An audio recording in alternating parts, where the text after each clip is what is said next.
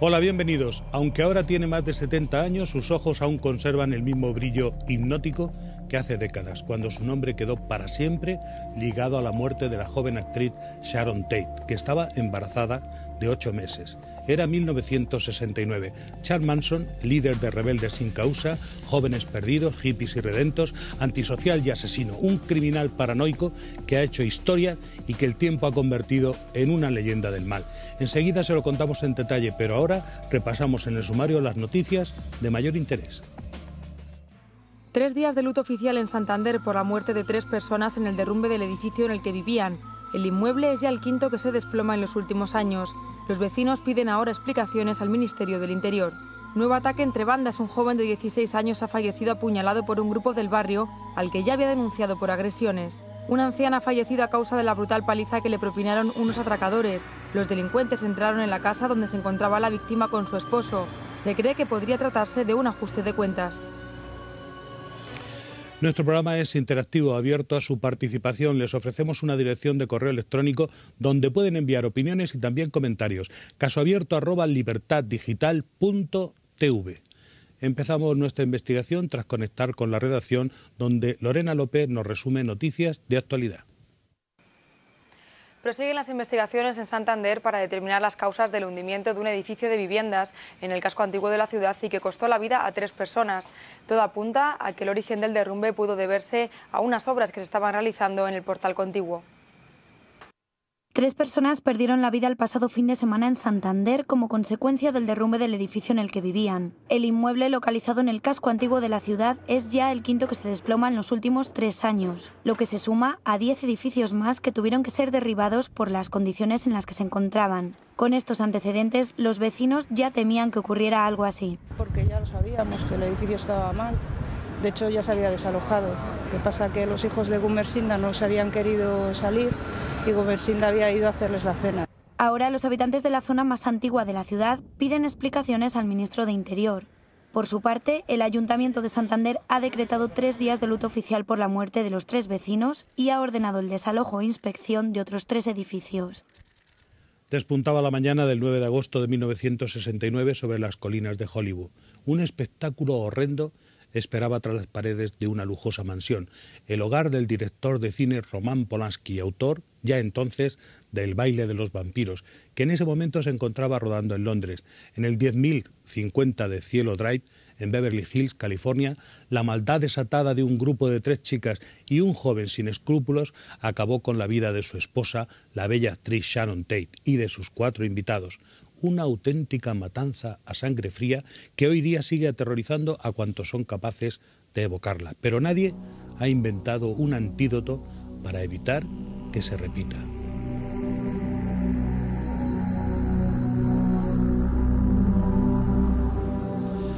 Nos acompaña Francisco Pérez Caballero, periodista y escritor, autor del diccionario Espasa de Asesinos. Bienvenido. Muchas gracias, señor Ollán. En sus estudios del crimen internacional, el asesinato de Sharon Tate destaca espectacularmente. Sin ninguna duda, creo que una de las pocas ocasiones en la que una cabeza saliente es capaz de organizar a toda una familia, a todo un grupo de personas, para que actúen en su nombre, cumpliendo pues las ideas que él tenía en la cabeza. Unas ideas que había ido gestando a lo largo de su infancia y de su adolescencia, que pasó en gran parte en prisión y donde desarrolló pues una teoría que iba a desembocar en los asesinatos que vamos a comentar esta noche. ¿Charles Manson tiene un lugar de honor en su diccionario de asesinos publicado por Espasa Calpe? Desde luego, no solo porque los crímenes que cometió a través de estas personas son muy importantes, sino que además es un personaje muy representativo, ¿no?, de un tipo de asesino muy difícil de encontrar, que es el que no está en el lugar del crimen, el que lleva a otras personas a cometer el crimen por él y que además tiene un trasfondo impresionante y que le ha llevado a recibir, por ejemplo, decenas de miles de cartas de admiradoras en prisión donde lleva tantísimos años. Cuéntenos, ¿qué sucedió aquella calurosa noche del 8 al 9 de agosto en Cielo Drive, en 1969? Bien, las teorías son varias, es muy difícil reconstruir paso por paso todo lo que sucedió, pero en fin, sí que hay una línea central. Lo que está claro es que Charles Manson envió a algunos de sus acólitos a una misión allí al 10.050 de Cielo Drive. No se sabe muy bien con qué objetivo, el móvil no está muy claro, parece ser que quería vengarse de una persona que estuvo viviendo allí y que no le hizo ningún bien o que no quiso ayudarle en su carrera musical. Lo cierto es que iban en un coche 4 personas, Ted Watson, que era el único varón y que parece ser que tenía el mayor peso, era el único que sabía realmente lo que se iba a hacer esa noche en esa casa, y 3 mujeres, Susan Atkins, una protagonista, como ya veremos, indiscutible del hecho, Patricia Krenwinkel y Linda Kasabian, también tendrá su protagonismo en la historia. Llegan allí y se encuentran con que hay varios coches aparcados. En uno de ellos se encuentran a un chico muy joven, Steve Paren, un chico que había ido a ver a un amigo que vivía en una pequeña, para que se hagan los televidentes una idea, la casa de 10.050 de Cielo Drive es una gran casa y tiene un pequeño apéndice. En ese pequeño apéndice pues vivía Steve Paren, William Garrison, que era el empleado para todas las cosas que necesitaban los Polanski y que vivía allí. Este chico había ido a ver a Garrison, Steve Paren salía de su casa y justo estaba en el coche y tuvo la mala suerte de encontrarse con la familia. La familia no se lo pensó. Watson, que iba armado con una pistola, le disparó en el coche, lo mató sin ninguna piedad. Las 4 personas que estaban allí siguieron como si no pasara nada. Esto es muy importante que quede claro, que no estaban, en ningún momento tuvieron conciencia de que estaban haciendo nada malo, ni tuvieron piedad en ningún momento. Después de cometer el primer asesinato siguieron tranquilamente, es decir, muchos periódicos dijeron que bueno, no sabían muy bien, algunas de las personas después declararían que no pensaban que fueran a acabar matando a nadie. Sin embargo, el primer crimen ocurre nada más llegar a la casa. Una vez entran, parece que queda fuera Linda Kasabian, entran Patricia Krenwinkel y entran Susan Atkins acompañada de Ted Watson. Se encuentran al primero a Wojtek Frykowski, un amigo de Polanski, también cineasta, aunque de muy poco nivel, que está allí tirado en un sofá, medio adormilado, y que, en fin, se sorprende un poco de que entre la gente, pero tampoco, en fin, parece ser que estaba bajo el efecto de alguna sustancia y no se alarma demasiado. Parece que es el primero en morir, recibe un disparo, que no muere inmediatamente, queda allí malherido, y las chicas van a inspeccionar el resto de las habitaciones. En una de ellas se encuentran a Abigail Folger, que es la pareja sentimental en ese momento de Wojtek Frykowski, y que está allí, no se sabe muy bien, en un estado también de semi-inconsciencia, y llega a saludar a Susan Atkins cuando la ve. Según el relato, Susan ni siquiera le hace caso, pasa simplemente, y a la siguiente habitación encuentra a Sharon Tate y a Jay Sebring. Jay Sebring es un amigo de la familia, que fue examante de Sharon Tate y que ha quedado pues, con una relación muy íntima con ella, como luego también reconocería Polanski. Y, en fin, los llevan, después de informar a Ted Watson, que parece que es el que lleva la iniciativa, después de informarle las personas que hay, los llevan al salón. Allí los atan, todo es un desastre, los dejan mal atados, parece ser que les enseñan las armas, unos cuchillos, ellos no llegan a alarmarse del todo, es una... En fin, el devenir de los acontecimientos no es nada claro y no se ve muy bien por qué no hay una reacción inmediata. Lo cierto es que, a pesar de atarlos, 2 de ellos consiguen escapar, salir fuera de la casa, salen a la carrera. Son Wojtek Frykowski y Abigail Folger, que son alcanzados y les dan muerte en el jardín. ¿Fue realmente todo esto una orgía de sangre? Sin ninguna duda, hay que imaginarse, bueno, cómo quedó toda la casa. Muchas de las víctimas recibieron muchas puñaladas. Por ejemplo, Wojtek Frykowski tenía varios disparos y muchísimas puñaladas.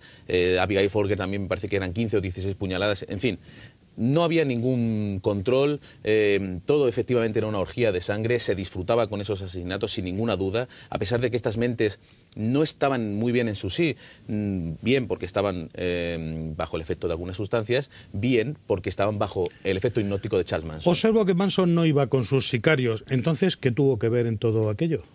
Eso es un dato muy importante y fundamental. Efectivamente, Manson no estuvo allí, pero por lo menos físicamente, pero estaba en la cabeza de cada uno de ellos.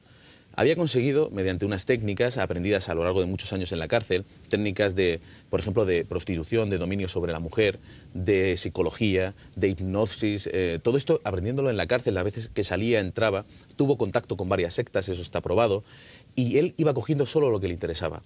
Y con ese batiburrillo de cosas, él creó su propia teoría, y le funcionaba. Tenía una mirada absolutamente hipnótica. Llegó a convencer, por ejemplo, a personalidades de la música como Dennis Wilson, uno de los integrantes de los Beach Boys, que le apoyó en su carrera musical a pesar de que Manson nunca demostró una gran capacidad, pero los convencía. y tenía a estas personas drogadas bajo el efecto de su voz, de su poder, hasta tal punto que no les importaba matar por él. Un personaje muy cinematográfico. Nos acompaña igualmente Juan Pando, escritor de éxito y admirado crítico de cine. Bienvenido. Bien hallado. ¿Cree usted en las películas malditas? Creo, sí. En principio sí, por lo menos, no sé si son malditas al principio, pero sí hay películas alrededor de las cuales se teje una serie de acontecimientos que se pueden calificar de malditos. ¿A qué se debe la mala fama de El baile de los vampiros, protagonizada por Sharon Tate y dirigida por precisamente su marido Roman Polanski? Yo creo que más que la película, la fama se debe, es referida a Polanski y a su siguiente película, que era la de La semilla del diablo. En este acontecimiento, el baile de los malditos, el papel que juega es que es el punto, el lugar donde se encuentran, se enamoran y a partir del cual se casan Sharon Tate y su director, que es Roman Polanski. ¿Es una buena película El baile de los vampiros? Es muy divertida, es una parodia de las películas de vampiros. Yo tengo la sensación de que no ha envejecido muy bien. Yo la vi hace unos meses y me da la sensación de que no ha envejecido muy bien, pero tiene momentos muy divertidos y sobre todo sale una Sharon Tate preciosa. En el momento en el que fue asesinada, ¿Sharon Tate era una actriz de cierta fama? Era una actriz de fama, sí. Era una actriz de fama en cuanto que era la mujer de Polanski y que era una actriz emergente. Lo que pasa es que si no hubiera muerto en estas circunstancias, yo tengo dudas de que hubiera llegado a ser una gran estrella. ¿Por qué cree usted que el asesinato tuvo tanta repercusión? Tal vez porque descubría un mundo explosivo para algunos puritanos de la época, en el que Sharon recibía en su dormitorio, por ejemplo, a una antigua amante como era Jay Sebring, que había sido su pareja sentimental. En fin, el mundillo que dejaba entrever era más todavía que el miedo y el terror a la sangre. Yo creo que se dan varias circunstancias. Una de ellas es, en el caso concreto, por ejemplo, de España, es que estábamos en una época, en el año 69, que había una forma ideológica y moral que se resaltaba mucho más este tipo de acontecimientos, chocaba mucho más lo que sonaba droga, amor libre. Por otra parte, yo tengo también la sensación de que existe una inquina especial hacia Polanski. Hay personas que generan una animadversión y entonces hay gente que le tenía ganas y luego...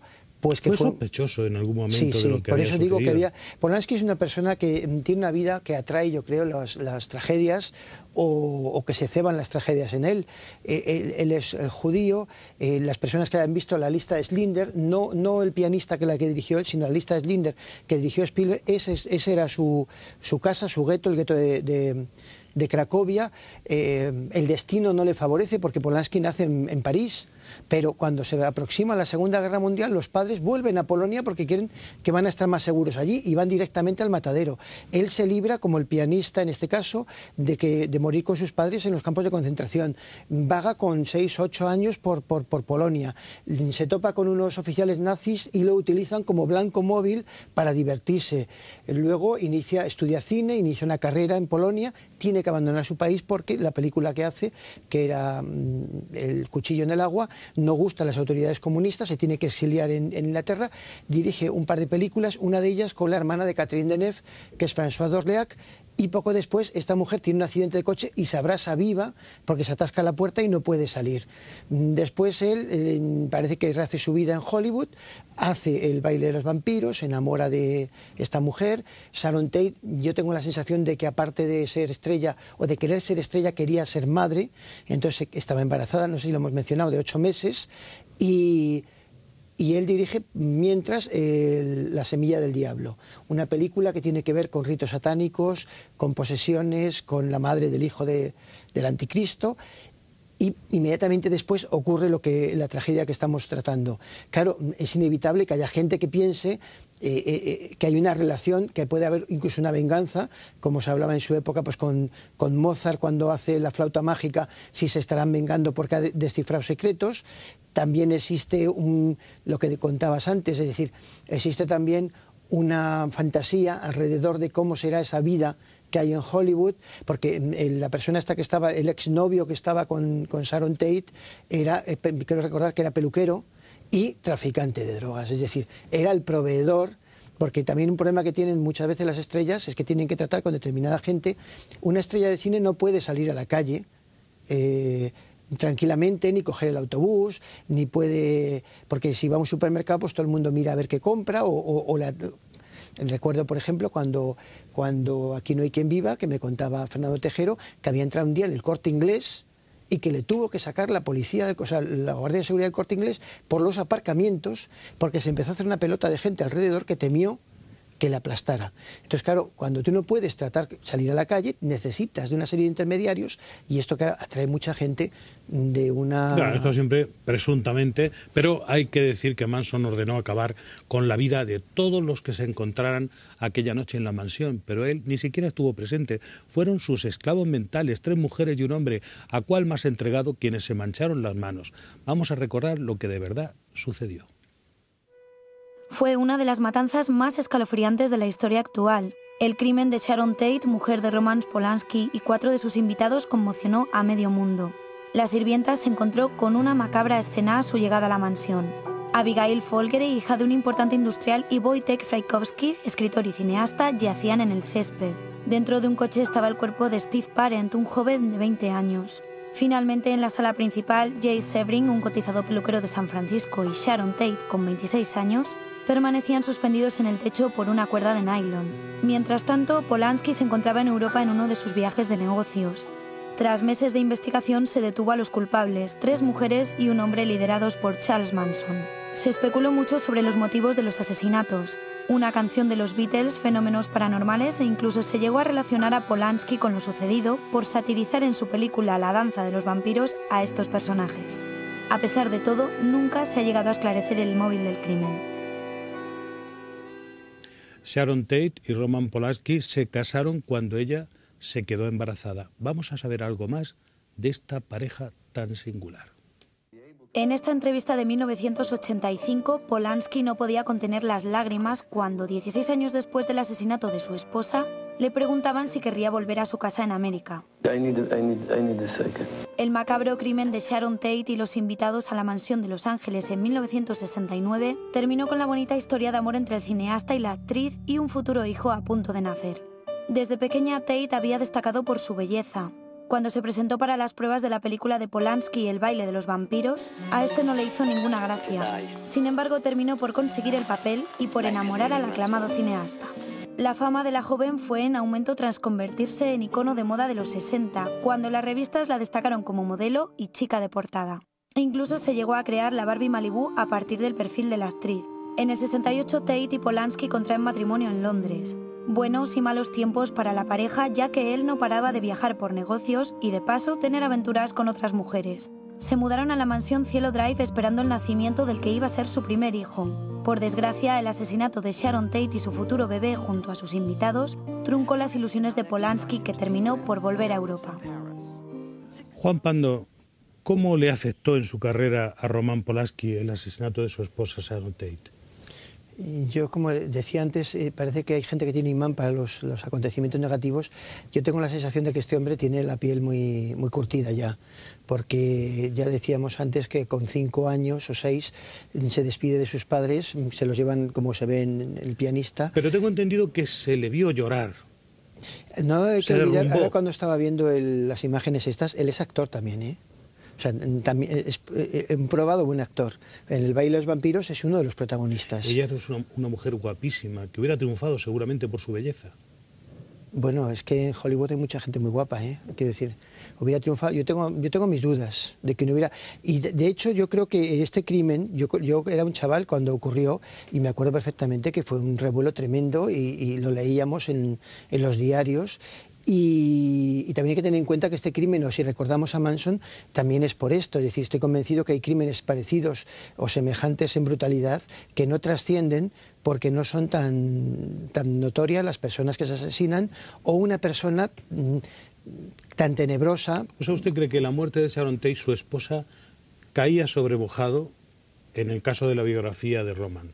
Sí, es un acontecimiento más dentro de una biografía tenebrosa, porque luego, poco después, unos años después, estará acusado de... Pues vamos a ahondar en todo esto. El horrible asesinato sanguinario y misterioso conmovió a actores y actrices, pero nadie esperaba la personalidad de sus autores. Fue casi por casualidad, unos cuantos meses más tarde, cuando la policía detuvo a Manson y a la mayoría de sus seguidores en un rancho semiabandonado. Una de sus esclavas le había delatado de forma inesperada. Lo investigamos tras la pausa publicitaria.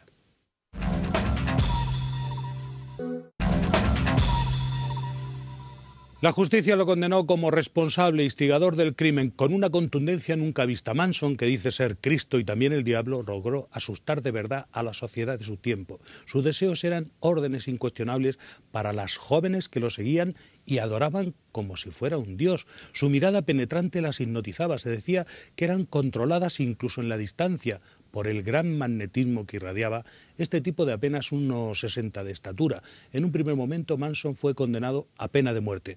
Algunos años más tarde, la pena de muerte fue abolida en el estado de California y se le conmutó por cadena perpetua. En unos minutos investigamos la controvertida personalidad de este enigmático personaje, mitad Rasputín, mitad charlatán de feria. Pero ahora conectamos con la redacción, donde Lorena López nos avanza informaciones de actualidad. En Mallorca, la jueza ha decretado el internamiento en un centro de menores para los dos presuntos asesinos de Eusebio Abulabat, el joven guineano de 16 años que el pasado domingo fue apuñalado en plena calle. Un enfrentamiento entre bandas rivales pudo ser el motivo de la agresión. Ahora la policía vigila para que no se produzcan venganzas y ajustes de cuentas. Eusebio tenía que acudir el pasado lunes a una rueda de reconocimiento policial por una denuncia que había puesto a una banda. Sin embargo, un día antes, a la vuelta de una celebración familiar, la víctima de 16 años se encontró con sus agresores, un total de 9 personas. Fue agredido con botellas y navajas y recibió hasta 4 puñaladas en el pecho y abdomen. Los rodearon, empezaron a pegarle, les tiraron una botella y ya se quedó inconsciente. Víctima y delincuentes vivían en el mismo edificio. La policía apunta a una venganza entre bandas, ya que se habían producido varios enfrentamientos entre los grupos. Manson creó en torno a él un círculo de adeptos incondicionales, la mayoría mujeres, a quien denominó la familia, quizá aquella que personalmente nunca tuvo. Con ella se entregaba al sexo, al alcohol, las drogas, una especie de secta donde él era el amo y el señor. Las sentaba frente a él, las miraba a los ojos fijamente y les obligaba a escuchar su música. Se creía un ídolo del rock, pero jamás logró que le hicieran caso en la música. Las jóvenes que seducía no podían, sin embargo, resistirse a su influencia.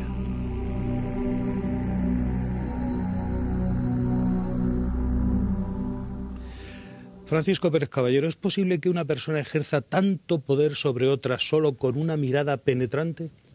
Bueno, en el caso de Charles Manson no era solo su mirada, lógicamente. Como hemos dicho antes... Bueno, un poco de filosofía barata. Un poco de filosofía barata, un poco de conocimientos, por ejemplo, de técnica de prostitución. Estamos viendo todos los días en la calle como hay chicas que están totalmente sometidas por el miedo, por las amenazas. En fin, este utilizaba otro tipo de armas, que era su inteligencia, porque es indudable que es un hombre inteligente, y también pues algunas técnicas sacadas de diversas sectas, de diversos formularios, por ejemplo, para entrar en estas sectas, que hacen una serie de pruebas que está demostrado que lavan el cerebro, y efectivamente, es verdad que tiene una mirada muy misteriosa, hasta tal punto que yo creo que es uno de los pilares en los que se apoya el gobierno de Estados Unidos para evitar que este hombre salga, porque le tienen miedo que este hombre todavía sea capaz de convencer a personas para hacer... Manson fabricó su ideología en sus muchos años de cárcel, porque en realidad era una especie de ratero, ladrón de coches. Sí, él lógicamente es verdad que tuvo una infancia difícil, que su madre pues no era una persona de conducta intachable, que andaba con muchos hombres distintos, que de hecho su padre no fue el que le dio el nombre, sino uno de sus padrastros. El apellido Manson lo cogió uno de sus padrastros, que al poco tiempo abandonó a su madre, y efectivamente pues tuvo una infancia difícil que le llevó muy pronto a delinquir. Las entradas y salidas de la cárcel le permitieron relacionarse con una serie de personas que él consideró muy interesantes. Había pues pequeños rateros que le enseñaban trucos, había personas que se habían dedicado, por ejemplo, como decimos, a la prostitución, y le enseñaban pues cómo había conseguido someter a personas bajo su voluntad, y también algunos pues apasionados por la psicología o por el hipnotismo, que le sirvieron también para formar esta familia. Juan Pando, los datos mágicos vienen de la fábrica de sueños de Hollywood. Se llegó a afirmar que tenía poderes sobrenaturales, que podía caminar sobre el fuego. ¿Puede alguien tener tal magnetismo y poder de su gestión para hacer todo esto ante los demás? El hacerles creer esto, dices. Sí. Sí, por supuesto, sí. Yo creo que en la psicología social hay fotos, por ejemplo, de discursos de dictadores de tipo Mussolini o Hitler, sobre todo, y se ve en los rostros del público arrobado totalmente con lo que le están diciendo. Hay que tener en cuenta, además, que estamos hablando de gente con una mentalidad muy desestructurada, que no hay un control social. Es decir, normalmente muchas veces las personas que supuestamente somos decentes o normales no delinquimos porque tenemos unos vecinos, unos padres, unos familiares, tenemos un control social. Claro, si vives en el desierto como vivía esta gente, sin ningún tipo de parámetro moral, ni ético, ni religioso, ni legal, y además te estás poniendo cosas, pues llega un momento en el cual no distingues bien la realidad de la ficción. Vivían en un rancho semiabandonado donde las chicas tomaban el sol desnudas, donde Manson hacía que ellas hicieran favores sexuales a sus amigos o a las personas a las que les convenía estar bien con él o que les quería sacar alguna cosa. En fin, era la persona que decidía sobre las vidas de todos los demás. Esto sí que resulta muy cinematográfico. Sí, pero también es muy de la época, porque hay que tener en cuenta que estamos en la época de las comunas, estamos prácticamente en mayo del 68, esto ocurre en el 69, la anarquía, el amor libre, todo esto que estás contando. De hecho, posiblemente, pues que puede que un poquito más allá estuvieran Jack Nicholson con Peter Fonda, el padre de Bridget Fonda, el hermano de Jane Fonda, que vivían también en comuna. La única diferencia es pues que estos fueron un poco más allá o se les mezclaron más los pensamientos estos de milenaristas o redencionistas o como se quiera llamar. Bueno, aquí Francisco Pérez Caballero, mucha culpa debió tener también la droga, ya que según parece Manson les administraba a los personajes de su familia hábilmente correspondientes dosis de LSD para tal vez manejar la voluntad. ¿El LSD era un recurso para ser más creativo? Por supuesto. Es muy interesante cómo él forma su familia. Él aprovecha efectivamente el movimiento hippie, que es un movimiento que pues pasa por todos los Estados Unidos de repente pues como una llamarada y que se reúne, por ejemplo, en San Francisco. Él va a San Francisco y coge un autobús que además es un autobús escolar, y va pues haciendo el camino. Empiezan siendo unos pocos y cuando ese autobús llega a lo que va a ser el rancho Spahan, pues lleva ya más de 25 personas que van a ser sus acólitos más cercanos. Después se trasladarán al Valle de la Muerte. Por supuesto, la droga, como usted preguntaba, es fundamental, porque es un método más de anulación de la voluntad, unido, por supuesto, a su capacidad indiscutible de dominio. ¿A Charles Manson se le puede considerar el responsable directo de todo lo que pasó? Yo creo que sin ninguna duda. A estas 4 personas, por ejemplo, que entraron a matar en la casa de los Polanski, no se les hubiera ocurrido nunca ir allí ni hacer lo que hicieron. De hecho, las chicas declararían que ellas no sabían que iban a hacerle daño a nadie. Creían que iban a hacer pues una misión, dar un susto. El único que parece que lo sabía que iban a matar era Ted Wasson. Y sin embargo, muchas de ellas se vieron involucradas después en el asesinato del día siguiente. Manson grabó un disco en la prisión que llamó Lie, mentira en inglés, y la hacía figurar exactamente como la cabecera de aquella célebre revista Life. Todavía creía que era un artista, además de un criminal. ¿Usted cree que era tan buen cantante de rock Charles Manson como Hitler, pintor de cuadros? Pues más o menos es la equivalencia, ¿no? Efectivamente, aprendió a tocar la guitarra en la cárcel también, esto hay que decirlo, y consiguió que los Beach Boys sacaran una canción suya que no tuvo ninguna repercusión después de cambiarle el título. El título que le había puesto Manson es increíble, que es dejar de existir. Y este título pues se lo acabaron cambiando, la canción salió pero no tuvo ninguna repercusión, cosa que a él le molestó muchísimo. Vamos a recordar cómo se desarrolló el proceso judicial. Tras el brutal asesinato de Sharon Tate y sus invitados, se inició una investigación que culminó 9 meses después en el arresto de varias personas que formaban parte de un misterioso grupo, la familia. Leslie Van Houten, Tess Watson, Patricia Kengruinkel, Susan Atkins y Linda Kasabian. El 6º miembro y líder era el que se acabaría convirtiendo en un personaje famoso por este crimen, Charles Manson. El proceso judicial finalizó en marzo de 1971 con la condena a muerte de los implicados, excepto Linda Kasabian, que recibió la impunidad por dar información sobre el grupo.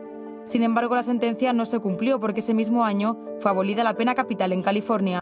Aunque Manson no estuvo presente en los crímenes, se le acusó de conspirador. En 1970 publicó un álbum titulado Lie para poder financiar su defensa.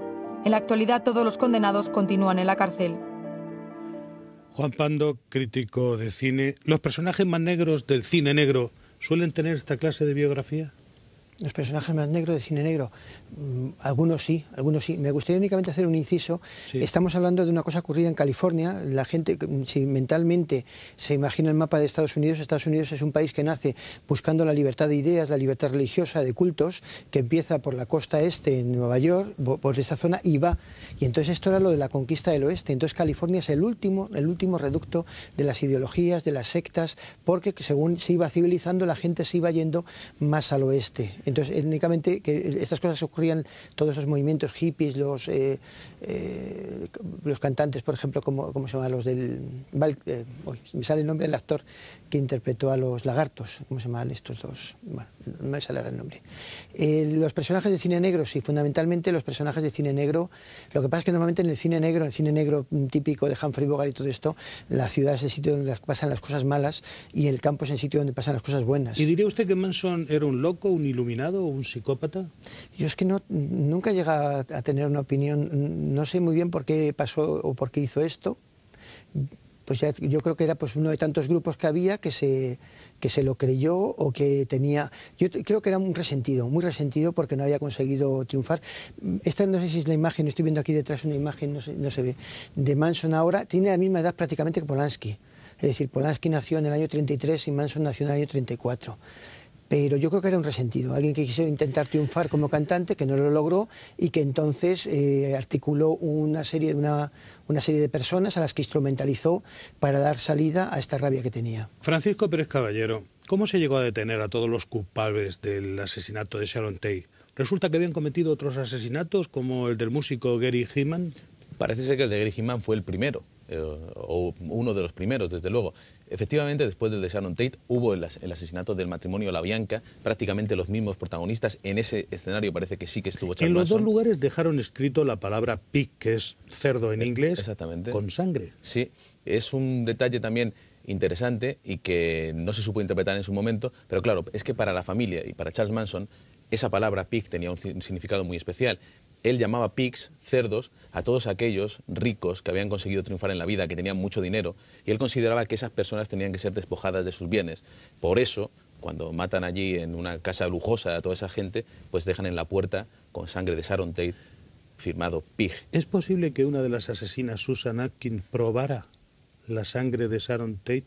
La verdad y es que dijera después que era nunca un sabor maravilloso. Nunca lo sabremos. Es verdad que lo dijo y quedó recogido, pero no sabemos si es verdad que la probó.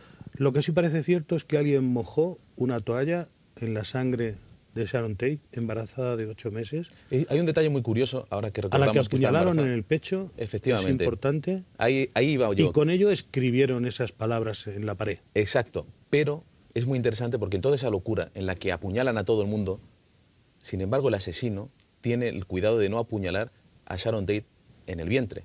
Es decir, el feto no sufrió ningún daño. De hecho, sobrevivió a su madre durante más de 20 minutos. Si hubieran sido hallados, probablemente el niño hubiera nacido sin ningún problema.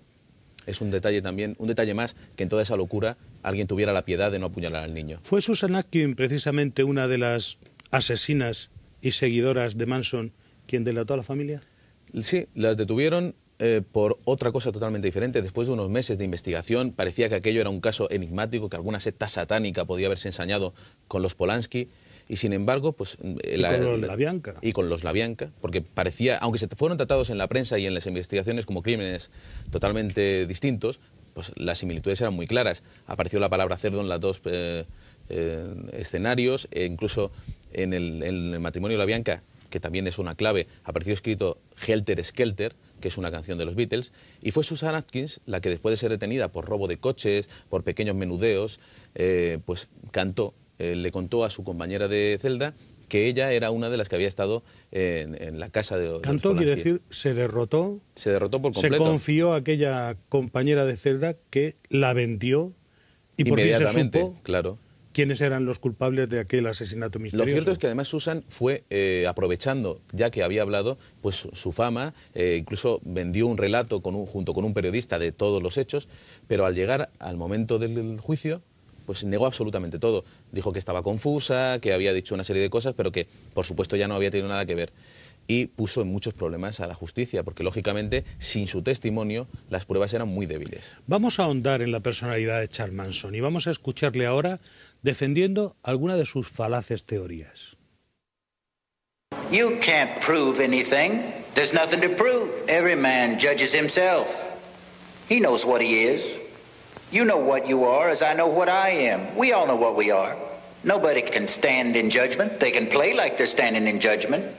They can play like they stand in judgment and take you off and control the masses. The people you call my family were people that you didn't want, children that were alongside the road that their parents had kicked out. So I took them to my garbage dump and fed them and taught them that in love there's no wrong.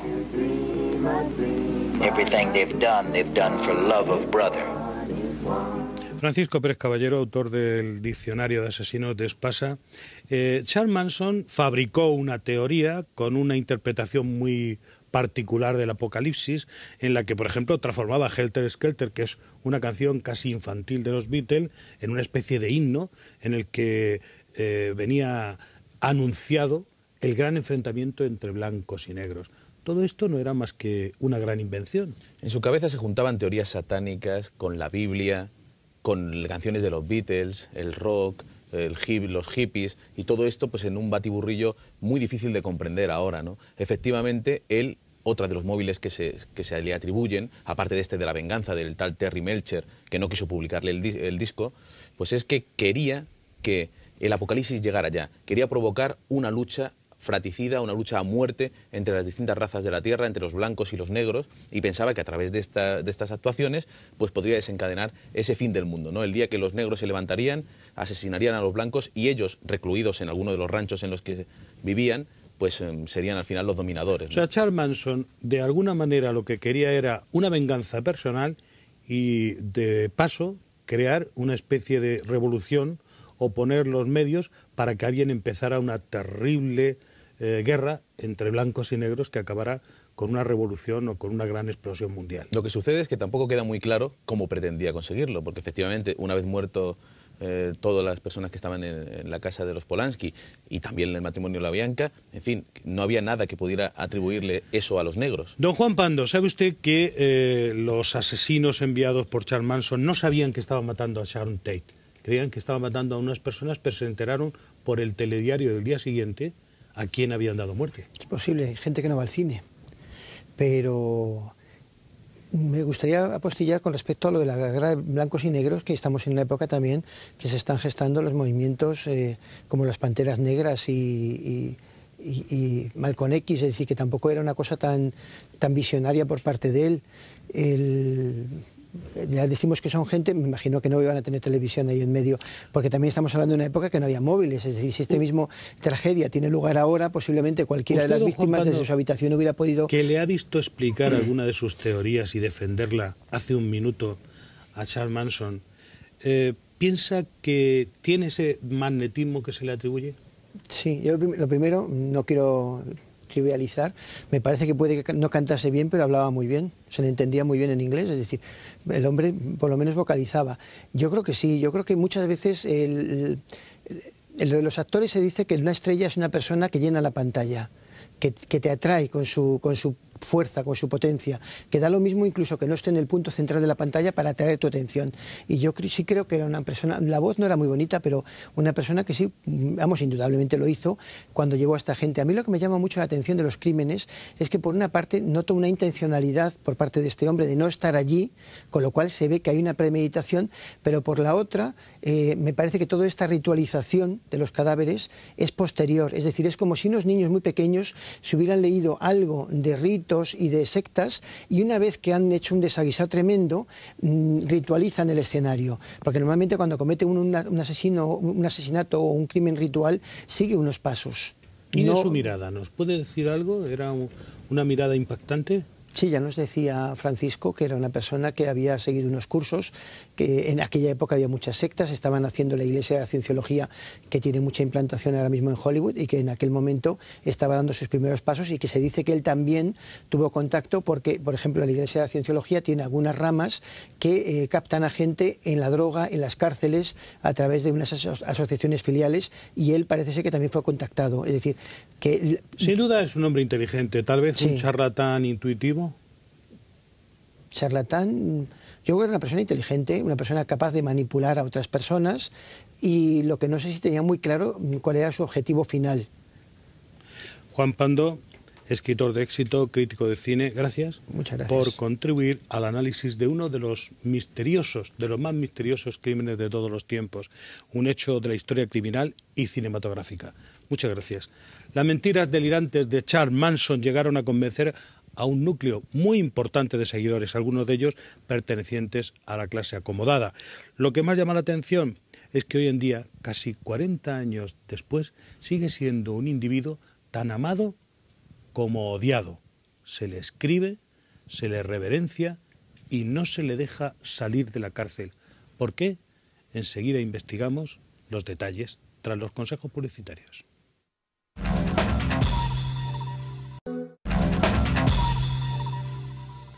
Durante su estancia en prisión, Charles Manson ha compuesto y grabado un disco que tuvo cierta aceptación en la calle, ha concedido entrevistas y durante mucho tiempo recibió decenas de cartas de seguidores y seguidoras incondicionales que pedían que les admitiera en su familia. De la noche a la mañana pasó de ser casi un vagabundo a un hombre idealizado por jóvenes rebeldes y confundidos. Ahondaremos en su poder de convicción, pero antes regresamos a la redacción, donde Lorena López nos cuenta otras noticias de gran interés. Se encontraban en el interior de su domicilio cuando se vieron sorprendidos por un grupo de atracadores armados. Es la tragedia vivida por un matrimonio de ancianos en Algeciras, en Cádiz.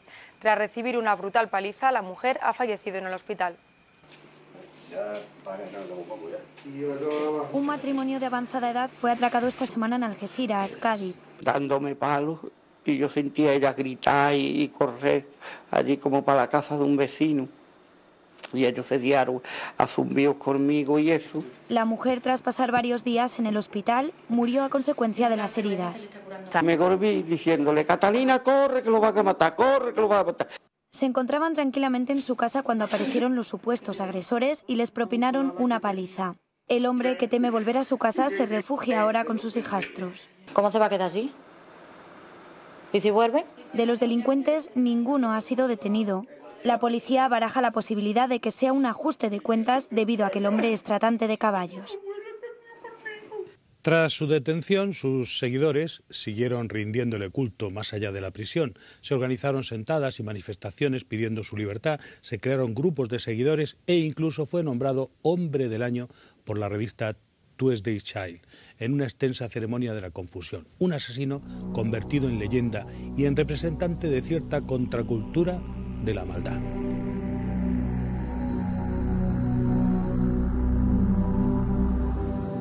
Nos acompaña Valentín Martínez Otero, doctor en psicología. Bienvenido. Gracias. En los tiempos que corren, un santón como Charles Manson ¿lograría seducir a tanta gente y esclavizar jovencitas? Bueno, pues realmente no es sencillo, pero tampoco es difícil. Quiero decir que hay que estar verdaderamente prevenidos de actuaciones de esta naturaleza, porque en ocasiones hay personas que se presentan como inspirados, iluminados, y no hay que olvidar también que hay personas ciertamente vulnerables en la medida en que se producen pues ciertos problemas de vínculos sociales, cierta debilitación en los mismos, y entonces hay personas que se aprovechan, de manera que hay que tener muchísimo cuidado. Incluso hay que pensar en algunas formas novedosas a través de la tecnología, por la cual se entra en contacto con determinados grupos, personas entre sí, y en algunas ocasiones pues pueden responder a algunas pretensiones verdaderamente nocivas, malignas, ¿no? Quiero decir que, por ejemplo, a través del Internet, etc. ¿Diría usted que el poder de Manson no se podría separar de aquel culto que había a la droga? Bueno, está relacionado. Parece que ellos en efecto pues sí consumían drogas. Desde luego este personaje pues poseía una estructura de personalidad verdaderamente psicopatológica, de tipo psicopático, con un largo historial antisocial a sus espaldas, y en la medida en que consumía drogas, alucinógenos, alcohol u otras sustancias, verdaderamente esto hacía más grave la situación. Es importante parar en esto, en el LSD, en la capacidad alucinógena de esta droga. ¿Usted cree que tuvo una importancia esencial? Pues sin duda alguna, en la medida en que consumían con frecuencia estas drogas y otras, verdaderamente los problemas se agravan, es fácil que se produjese algún tipo de rasgo psicótico inducido precisamente por el consumo de sustancias, y entonces pues todo ello nos hace pensar en un cóctel de distintas conductas verdaderamente peligrosas. Por un lado, pues sus pretensiones, las pretensiones de este líder carismático; por otra parte, pues el consumo de sustancias, la vulnerabilidad de sus seguidores, etcétera. Todo ello pues conformaba una situación verdaderamente problemática. En el caso de Manson fue durante una de sus múltiples estancias en prisión cuando comenzó a formarse una serie de cuestiones místicas, esoterismo. ¿Supuso esto, cree usted, el inicio de sus divagaciones y de su filosofía?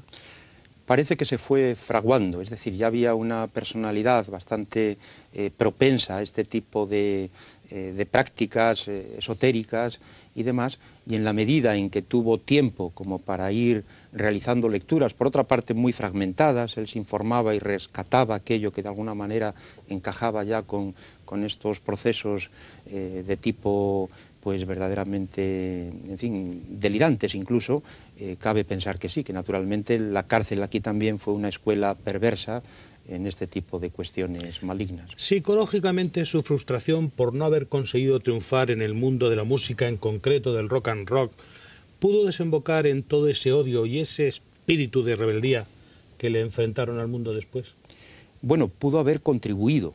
Lo que ocurre es que esta frustración en sí misma no te conduce a esa reacción violenta.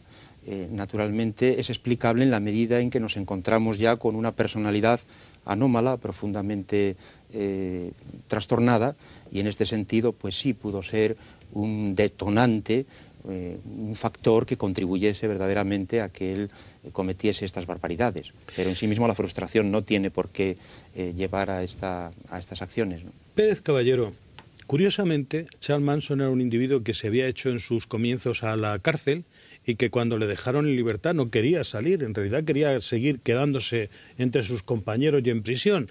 Es un poco la sociedad la que le empuja hacia afuera. Sí, y revela todo su odio. Es comprensible porque él había pasado tanto tiempo en prisión que se había hecho el dueño de allí. Igual que hizo con su familia en el rancho Spahan y después en el Valle de la Muerte, él se había hecho el jefe, por decirlo de alguna manera, a pesar de su corta estatura, a pesar de su aspecto endeble. Todo el mundo dentro de la prisión le respetaba. Era un hombre que cada vez que hablaba todo el mundo le escuchaba, con admiración. ¿Por qué? Porque había conseguido un dominio de ciertas técnicas que funcionan y que consiguen transmitir seguridad. Es lo que se dice madera de líder, ¿no? Este hombre lo tenía sin ninguna duda. ¿Fueron sus asesinatos, usted cree, su manera de vengarse de la sociedad? Desde luego, desde luego. Él tenía dentro la sensación de que la sociedad no se daba cuenta de lo importante que él era. ¿En qué consistía esa familia que siempre servía y veneraba a Charles Manson? Pues en un grupo de personas desestructuradas, que provenían de familias, la mayoría de ellas que estaban rotas, que se habían tenido que echar a la vida muy pronto, y que se encontraban con este hombre que iba en su autobús y que les ofrecía un mundo de amor libre, de drogas, de felicidad sin fronteras, y efectivamente convencía tanto que se montaban con él y se iban, y muchas de ellas reconocerían después que encontraron esa felicidad y que estaban muy a gusto con Charles Manson, y a pesar de que les estaban juzgando, todo el resto de la familia seguía apoyando a Charles Manson y no veían dónde estaba lo que había hecho mal. Charles Manson le echaba luego a la cara a toda la sociedad: me he quedado con vuestros hijos y los estoy educando. Vamos ahora a saber más sobre la peculiar comuna que Charles Manson formó en torno a sí mismo. Como muchos criminales famosos, Manson también tuvo una infancia desgraciada. Hijo de una prostituta alcohólica, pasó su niñez y su adolescencia en diferentes hogares y reformatorios. A los 18 años comenzó su carrera delictiva y a entrar y salir de prisión. Más tarde se fue a vivir a San Francisco, reuniendo en torno a él a un grupo de seguidores a quien denominó La Familia, una especie de comuna hippie formada en su mayoría por mujeres. Se instalaron en unos estudios abandonados a las afueras de Hollywood, donde las drogas circulaban con total libertad. A los pocos meses, la familia contaba con cerca de 40 integrantes, comandados por Manson. Su sueño había sido siempre convertirse en estrella de rock, pero el rechazo sufrido por parte de productores y otras personalidades engendró en él un odio visceral contra todo lo establecido, principalmente contra ricos y poderosos. El 9 de agosto de 1969, Manson ordenó el asesinato en la mansión que habitaban Polanski y Sharon Tate, sin que él se manchara las manos de sangre. Fue su pasaporte a la fama. Sus seguidores pidieron su libertad y le escribían multitud de cartas a la cárcel. Con el tiempo se ha convertido en el preso más célebre de América. En Internet, miles de foros y páginas web cuentan su historia. Se han hecho decenas de películas sobre su figura e incluso cuenta con un merchandising propio, su cara estampada en gorras y camisetas. Valentín Martínez Otero, doctor en psicología, eran jóvenes desarraigadas, con problemas, normalmente consumidoras de droga, es decir, como ahora mismo, chicas necesitadas de un norte, consumidoras, aunque la droga ahora haya cambiado ligeramente. Es decir, que el peligro de Charles Manson continúa vivo. Naturalmente que sí. Y más en estas sociedades que, como decíamos antes, pues a veces, en fin, se promueve mucho el individualismo, los vínculos sociales pues se deterioran en ocasiones y desde luego hay que pensar en grupos de población pues como estos jóvenes que están en gran medida a la búsqueda de su identidad, tratando de experimentar pues nuevas realidades, en ocasiones también con problemas de desarraigo, bien sea por razones de inmigración o por cualquier otra índole. Entonces pues hay que tener muchísimo cuidado porque son presa fácil de estos grupos sectarios. ¿Es sencillo captar a una persona incluso para una secta como la de los asesinos de Manson cuando su vida atraviesa un mal momento o cuando se encuentra perdida? Precisamente en esos momentos son más vulnerables y es más fácil que se produzca esta captación, de manera que hay que extremar el cuidado por parte de los familiares, si los hay, desde luego también por parte de toda la sociedad, de las autoridades, porque realmente estos casos se dan y muchas veces es muy difícil salir. Uno de los peligros precisamente de las sectas es la capacidad que tienen de encadenar a sus víctimas, a sus miembros. ¿Usted consideraría a la familia una secta o un grupo presectario? Este grupo, ¿no?, encabezado, sí. Pues mire, verdaderamente es curioso porque aquí la denominación llama la atención en tanto en cuanto etimológicamente familia viene de famulus, criado, siervo, y él consideraba que realmente eran sus siervos, ¿no?, estos familiares suyos. De manera que yo considero que tiene todas las características de ser una secta y además de las más destructivas, como después se comprobó. ¿Cómo alguien es capaz de dejarlo todo, nada más conocer a un hombre que le suelta 3 frases incomprensibles y llenas de supuesta sabiduría? Bueno, porque a veces no se tiene mucho, ¿no? Ese todo en realidad es nada o muy poco, y entonces se le presenta a alguna persona que les ofrece un paraíso, y en la medida en que se trata ya de personalidades pues cuyos rasgos son pues muy sugestionables, tremendamente infantiles en algunos aspectos, incluso con una depresión en ocasiones, no necesariamente, etcétera, y por supuesto desprotegidas, sin ningún tipo de lazo, pues se vinculan con facilidad a aquel que les promete cualquier tipo de, en fin, de realidad mejor, ¿no? Esa es un poco la explicación. Francisco Pérez Caballero, ¿cuál era el objetivo final, según Manson, de ese grupo de elegidos? Bueno, él quería cambiar la sociedad, como otros muchos visionarios. Él quería hacer una sociedad mejor, una sociedad en la que el amor fuera libre, en la que él fuera sin duda la cabeza saliente, y como hemos comentado, lo que pretendía, o el medio que pretendía utilizar para llegar a esa sociedad, era una guerra total entre negros y blancos, que terminaría pues con un periodo de paz en la que él se erigiría como líder. Pero bueno, esto es una de sus muchas teorías que en su mente confusa pues que creó, generó... El mismo Manson se hacía llamar Jesucristo y Satán a la vez. A la vez, efectivamente. ¿Era una especie de empanada mental o sencillamente un golpe de efecto? Yo creo que efectivamente era una empanada mental. Era como si cogiéramos un montón de conceptos, los metiéramos en una batidora y los soltáramos sin darle mucho sentido. Eso, escuchado por personas que estaban medio drogadas, por no decir completamente drogadas, y vivían en un descontrol absoluto, donde las chicas se paseaban desnudas por el rancho, donde los hombres podían disponer de las mujeres siempre que quisieran, y por supuesto Charles Manson. En fin, todo eso pues tiene un sentido y acaba convirtiéndose pues en lo que... Algunas estaban embarazadas y no se sabía quién era el padre. Y orgullosas que estaban de ello, de no saber quién era el padre, porque eso era lo bueno de la familia. Se buscó la posibilidad de que uno de los hijos fuera de Manson, pero nunca se llegó a saber si esto era cierto. Bueno, era muy difícil de probar a menos que se hiciera una prueba de paternidad, lógicamente. La filosofía de este grupo se sustentaba principalmente en los principios del movimiento hippie, practicaban el amor libre, el uso de la droga. ¿Cómo influían todas estas ideas fragmentarias en el grupo? Bueno, generaba un clima de falsa felicidad que lógicamente, cuando una persona se siente bien haciendo una determinada cosa, pues es más fácil que siga haciendo cosas para que esa felicidad se prolongue. Efectivamente, querían que el rancho Spahan, luego el Valle de la Muerte, se expandiera y que ellos pudieran vivir así siempre. Ellas eran felices, con lo cual, si Charles Manson le decía que para prolongar esa felicidad tenían que hacer ciertas misiones, pues ¿por qué no? Ellos no pensaban en ningún momento en el resto de las personas. De hecho, estas víctimas, para ellos eran indeseables, eran cerdos, era gente que merecía morir. Psicólogo, ¿cómo llegan estas personas en esta situación, en principio paz y felicidad, como hemos descrito, a convertirse en asesinos? ¿Despegan de la realidad?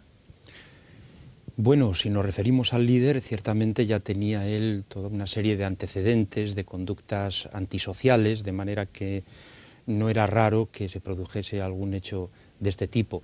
En lo que se refiere a los miembros, pues verdaderamente, hay que pensar que eran unas personalidades ya muy vulnerables y en la órbita nociva se ejercía sobre ellos una influencia totalmente perniciosa, hipnótica o cuasi hipnótica. Eso le iba a precisar, porque Ted Watson, uno de los principales autores materiales del crimen, era una persona que entró con una capacidad de inteligencia X y salió de la secta con esa capacidad absolutamente disminuida, casi una persona que no llegaba a los límites de normalidad de inteligencia habitual. Sí, bueno, hay que pensar sobre todo que estas personas tienen unas aptitudes cognitivas. Yo, más que llamarles inteligentes, diría que poseen esas aptitudes, esas facultades, pero de alguna manera están totalmente desvinculadas de un núcleo ético. Y de este modo pues explica que en muchas ocasiones, cuando están sometidos por otra voluntad más fuerte, como era la del líder carismático, se les conduzca hacia unos destinos fatales, ¿no? Como sí, yo me refería a que tal vez sí. Ted Watson, entre lo que tomaba y el tipo de vida que llevaba, había disminuido su capacidad mental. Sí, no hay que olvidar en efecto que el consumo de drogas y luego toda esta influencia también negativa que se vivía de continuo en esta secta, pues verdaderamente produjo una desorganización de la personalidad y de la mente, de la cognición, pues tremenda, ¿no? ¿Usted piensa que si no hubieran sido detenidos, habrían seguido matando? Pues cabe pensar que sí, en efecto. A menudo es lo que sucede y por fortuna se les detuvo, pero si no, cabe pensar que sí. Esto no se puede predecir, lógicamente. El líder simplemente les tenía que señalar el objetivo y ellos actuaban con total brutalidad. Los crímenes que cometieron fueron sangrientos, crueles, sádicos. ¿Esto lo ponían ya ellos o era sencillamente seguir el impulso del líder?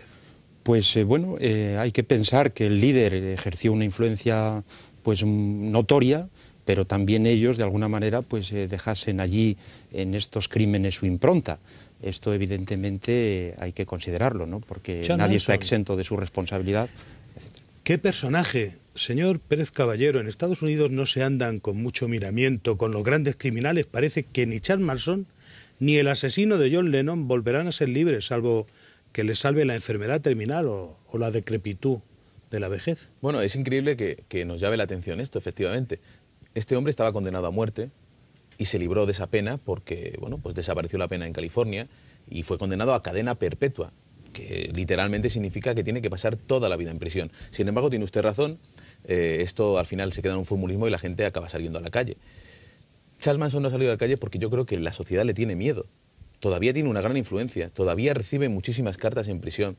De hecho, una de sus seguidoras estuvo relacionada con un intento de asesinato del presidente Gerald Ford, cuando él ya estaba en prisión. O sea, es decir, yo creo que ha generado tal miedo en los Estados Unidos que a pesar de los años transcurridos, Charles Manson sigue siendo una figura temida y por eso no creo que nunca vaya a volver a ver la luz del sol. ¿Y cree usted que el tiempo le ha robado ese magnetismo personal que le hacía tan fuerte? ¿Eso se pierde con el tiempo o perdura? Yo pienso que no, Incluso en las imágenes que hemos visto de él hablando, parece que está recitando y efectivamente genera la atracción. Estábamos todos mirándole a ver qué es lo que decía. a pesar de que decía insensateces, palabras que no tenían ningún sentido, pero tú querías escucharlas. O sea, es decir, esta habilidad la tiene y no la perderá, a menos que, bueno, le ataque la senilidad o la vejez, pues le impida ya discurrir. Psicólogo, ¿es frecuente encontrar hombres o mujeres con estas características que se le atribuyen a Charles Manson, tan peculiares, con una personalidad y una fuerza tan arrolladoras, capaz de aniquilar la voluntad de los otros? Frecuente no, pero vamos, tampoco es raro. Lo que ocurre es que, en efecto, no todas las personas que tienen algunos rasgos que coinciden con este líder, pues son tan destructivos. Pero verdaderamente, bueno, lo que hay que hacer es prevenirlo. Y luego sí se sabe que algún tipo de personalidad más bien antisocial pues presenta unos rasgos parecidos, ¿no? En lo que se refiere, por ejemplo, pues a las habilidades sociales, muy manipuladores, con carencia de empatía. ¿Está en la actualidad preparada para hacer un examen a un individuo como este y saber si sigue siendo peligroso o no? Bueno, está preparada en la medida en que sí, se realicen una serie de pruebas cada cierto tiempo, etcétera, aunque siempre se requiere pues un conjunto de expertos y, por supuesto, el mayor número posible de elementos de estimación. Pues hasta hoy la psicología no le ha sido propicia a Charles Manson. Valentín Martínez Otero, doctor en psicología, muchas gracias por descubrirnos los misterios del comportamiento en uno de los grandes santones a caballo de 2 siglos. Muchas gracias de verdad. Francisco Pérez Caballero, escritor y periodista, autor del diccionario Espasa de Asesinos, muchas gracias por compartir con nosotros su intenso trabajo en el mundo del crimen. Gracias a los dos. Charles Manson reúne una serie de cualidades extrañas y fascinantes. No ha dejado de ser noticia durante décadas y su impulso destructor no ha cesado, convirtiéndose en otra cosa, transformándose en gran variedad de actitudes antisistema. Manson es un cerebro del crimen, alguien capaz de conseguir que otros maten por él. Una práctica, por cierto, hoy muy en alza en el tiempo que vivimos. Su ejemplo debe advertirnos, además de llenarnos de horror. Les espero en una nueva investigación de Caso Abierto.